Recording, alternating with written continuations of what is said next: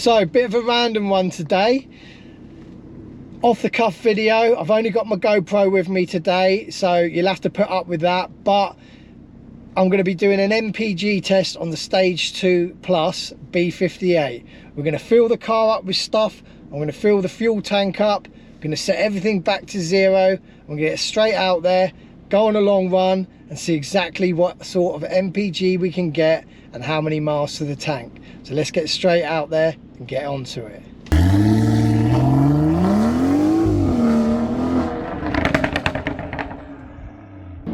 Right, so everything's set to zero. We're on our way.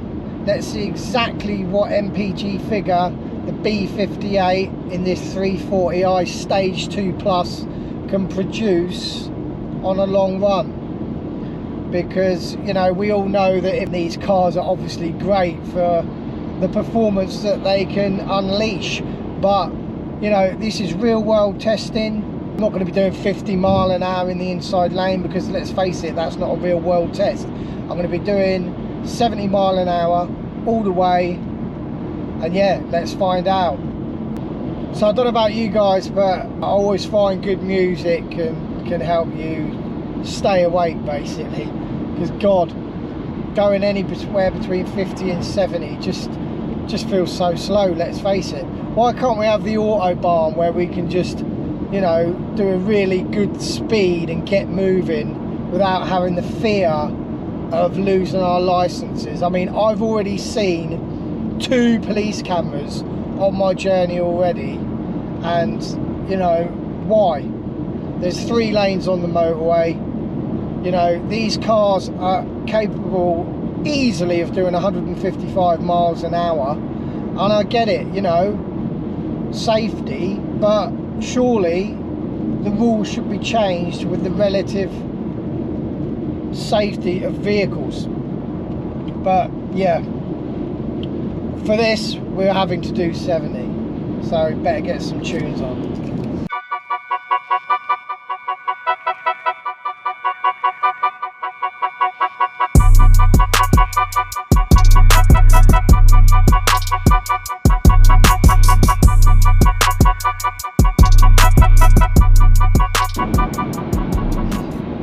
So already on the journey, I'm shocked at what MPG that I'm actually getting. Like,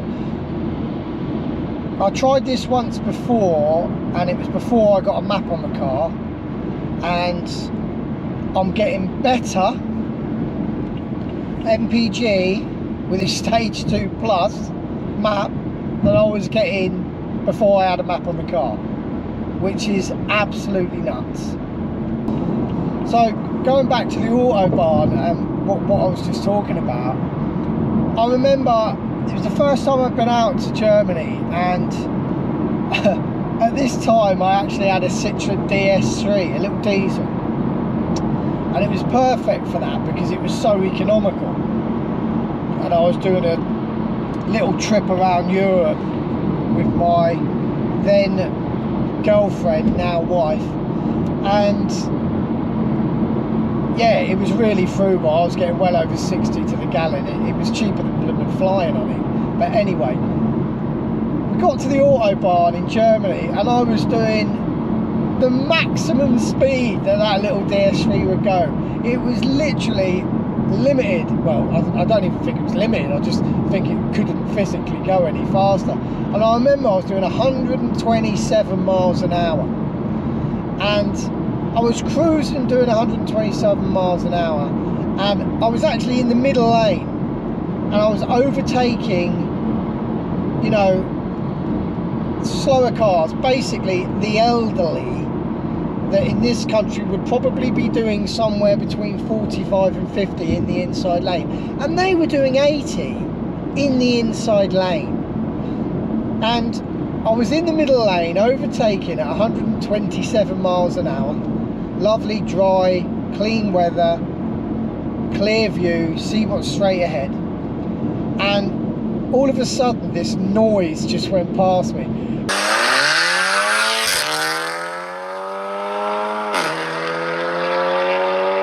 Like I was standing still, and it was, I'll never forget it, it was the first time I ever saw a proper tuned up Golf R, and I mean, God knows how fast it was going, but it went past me like I was standing still at 127 miles an hour.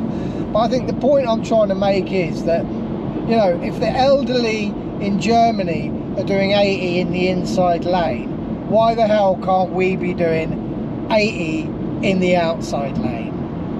You know, let me know in the comments what you guys and girls think about the speed limits on British motorways, and you know, should it be put up, like I think, to 80 or really 100, I think, but you know, should it be put up to 100 miles an hour, or what's your view on it?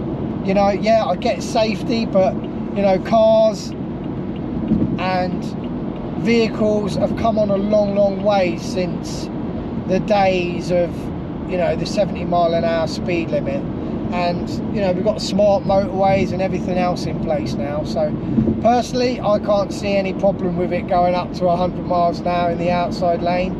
But yeah, let me know your thoughts.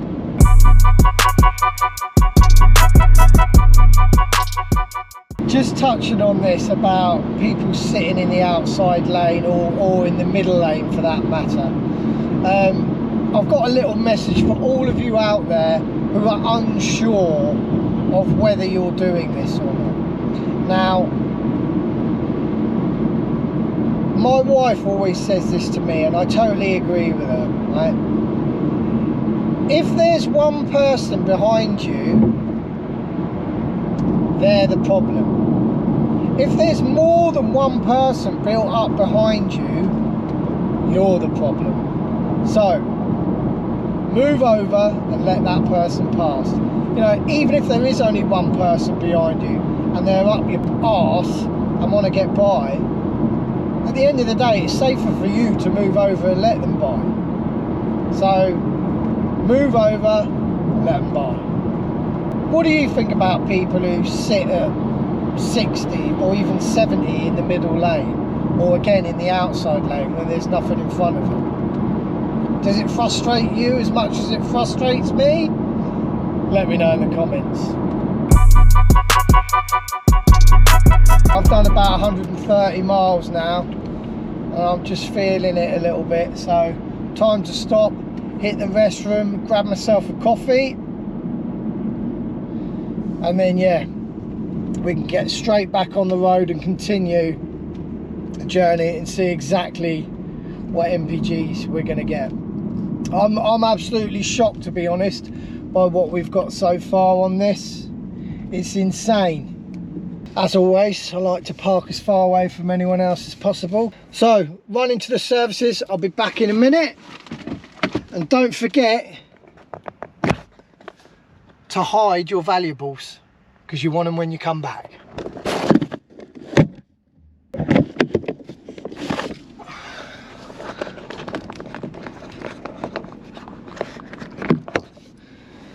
So, feeling refreshed, got my coffee. Let's get back on our way. But actually, before we do, I forgot to mention that on this run, I'm fully loaded as well. So, just so you can see here, in the back, seats are down, tools, chairs, the whole lot. So this is a real world test with the car fully loaded, and yeah, unbelievable what I'm getting on the MPG so far. Right, run a break, let's get back on our way. The beauty of it is that with the Beamers and the Eco Pro mode, which is not something that I normally use, but when you use Eco Pro, it gives you the best economy that you can get in your BMW. The beauty is you can use it right up to, I think it's 85 miles per hour, correct me if I'm wrong. So you can sit in that power band of saving and be very frugal. I've done 130 miles so far, and I'm just tipping on 3/4 of a tank, which is nuts. I know the first quarter always gives you a bit more, but even so, if I can get 300 plus out of the tank, I'll be well happy with that. So yeah, let's get going.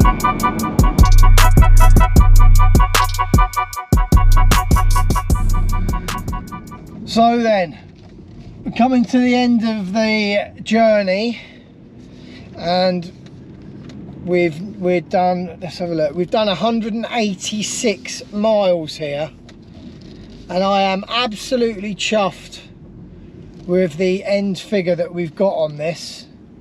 Can you believe that? We've got 40.4 miles to the gallon, 186 miles driven, 40.4 miles to the gallon. Now we've got a 500 horsepower fully loaded estate car, and I'm getting over 40 miles to the gallon. I think that's incredible. Let me know what your thoughts are, and also check out that fuel gauge. I'll be really interested to see how many miles I can get to the tank. So yeah, miles per gallon 40.04, and now we're going to see how many miles we can actually get to the tank. Many hours later. Hope you can see me all right, because it is a bit dark. It's finally done. We've completely emptied the tank.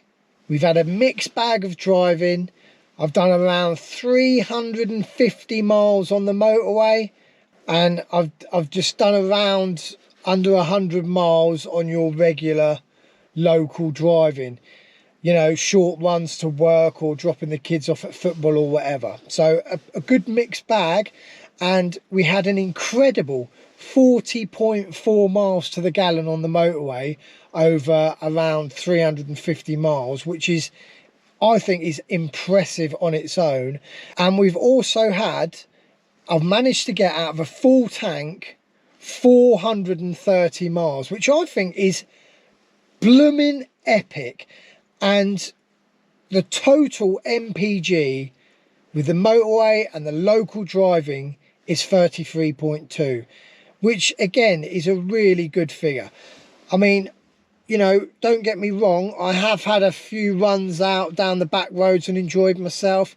I've done the short trips to school, I've done the short trips to work, and I've even had a few laughs on the motorway with a few other cars, just having a few pulls. Like, you know, this is a really good real world figure for MPG. And what I am going to do is work out exactly what we can get out of a tank if we were just doing on the motorway at the 40.4 MPG figure, which I'll pop up here now. But overall, 33.2 MPG on mixed driving and 430 miles to the tank. And I think that is epic, considering we're in a estate car, straight six petrol turbo, pushing around 500 horsepower, that you can get your kids in, you can do the tip runs, you can do the school runs, but you can also have an absolute blast down the back roads as well. And an average of 33.2 and 40.4 on the motorway is just epic. Let me know your thoughts. What do you think of the MPGs? Maybe you've done better, but yeah, I can't help my right foot a little bit, so I like to enjoy the car. So overall, 33.2 miles per gallon. And as I say, let me know if you've done any better, and I'll see you soon.